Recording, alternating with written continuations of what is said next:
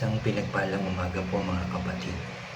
Tayo po muli ay makikinig na naman, mag-aaral ng salita ng ating Diyos. Pero kagaya ng ginagawa natin, mananalangin muna tayo. Magsiyo po tayo. Yes, Father God in heaven, aming Diyos na makapangyarihan sa lahat. Aming Diyos na mapagmahal. Muli po kami nagpapasalamat ngayong umagang ito dahil binigyan mo na naman kami ng pagkakataon sa aming buhay ang makarinig, makapagbasa, makapag-aral ng iyong mga salita. Maraming salamat, Lord, dahil tinawag mo kami muli para sabihan, utusan, pangaralan ngayong umagang ito. Lord, kagaya ng dati, samahan mo po ulit kami para lubusan namin itong maintindihan. Lalong-lalo na po ako, Lord. Turuan mo po akong maglingkod sa iyo. Samahan mo po ako, gabayan mo po ako, Lord God, para lahat ng aking sasabihin ay galing lamang sa iyong mga salita. Ama, inaangkin po namin ang katagumpayan ng gawain ito dahil we believe na narito ka sa aming kalagitnaan. Salamat po muli, Lord. Thank you, Jesus. Thank you, Holy Spirit. Pinupuri ka namin, pinasasalamatan, sinasamba ka namin. Sa iyo lamang ang pinakamataas na papuri at pagsamba. Sa tanging pangalan na aming Panginoong Hesus, lahat tayo ay magsabi ng Amen and Amen po. At ito po ang aking channel.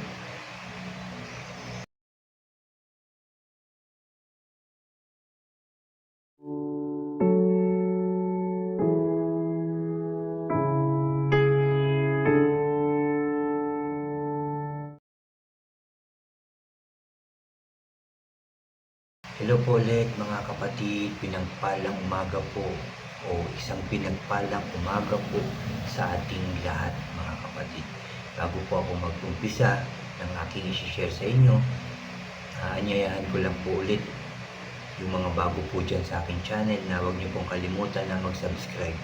Paki-like and share niyo po yung aking mga videos at paki-click na rin po yung notification bell para lagi po kayong updated sa mga bago at iba ko pang i-upload.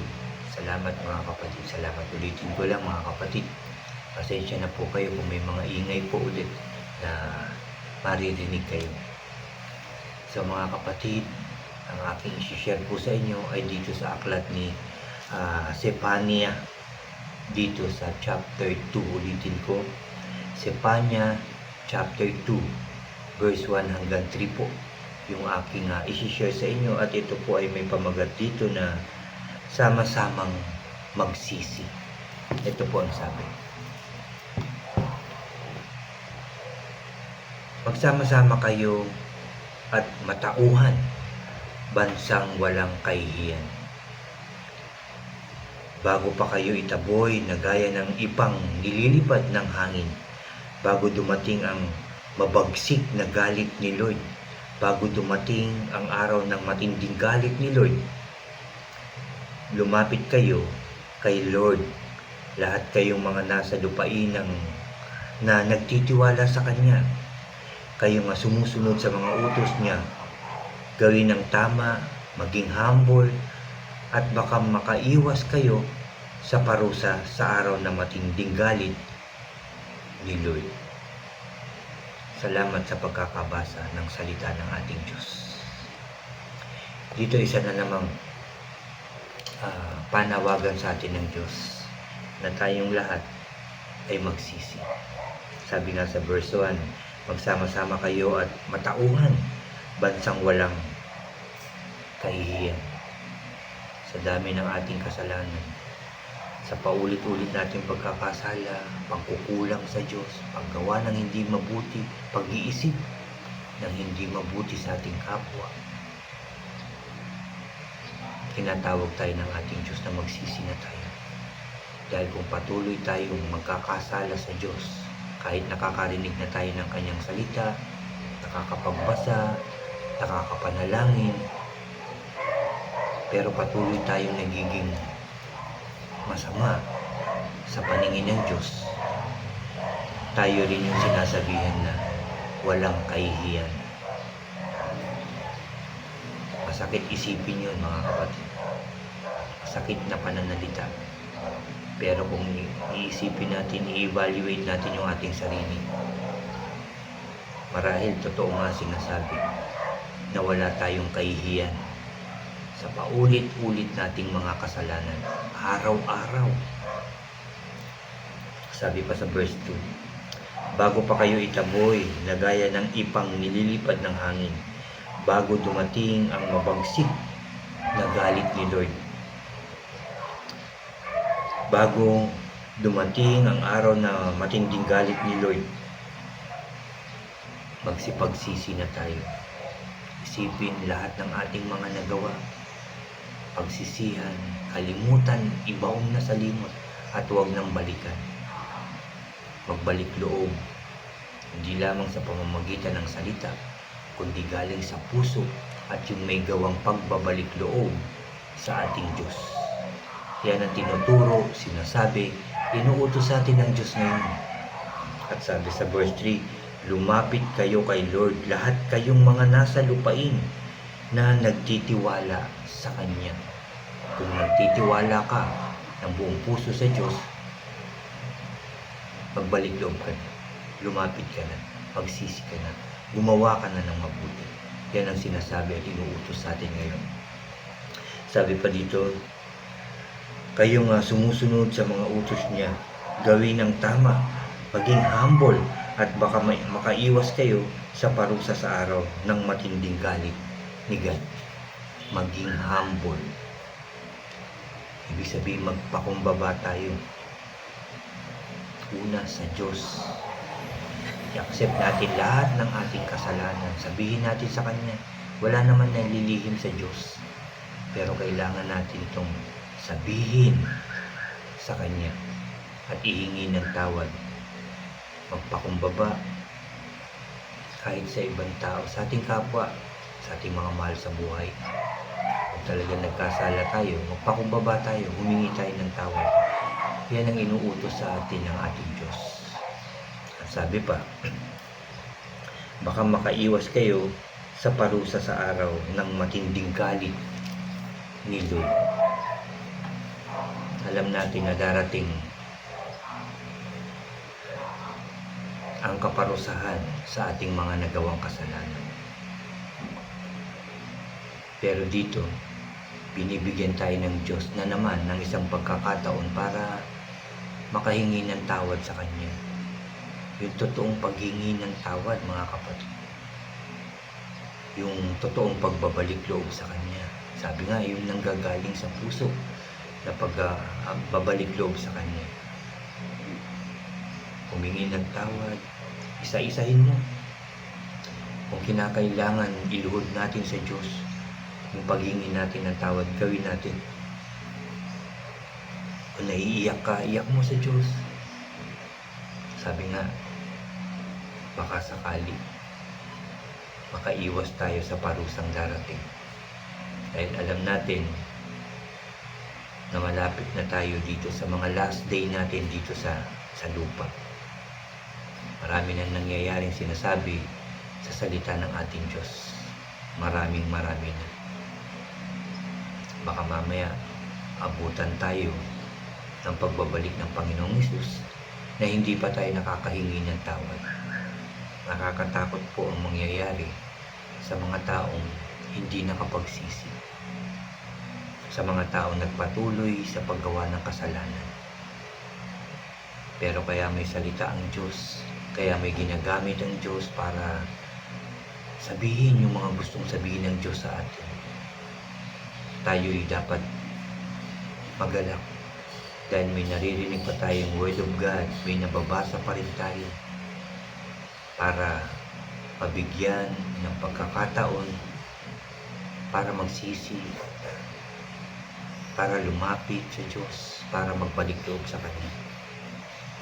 Hindi lahat nabigyan ng pagkakataong ito dahil alam natin na marami nang namatay, diba? Marami nang nawala kahit sa ating mga mahal sa buhay. Siyempre ang ating panalangin na nawa ay nakahingi din sila ng tawad.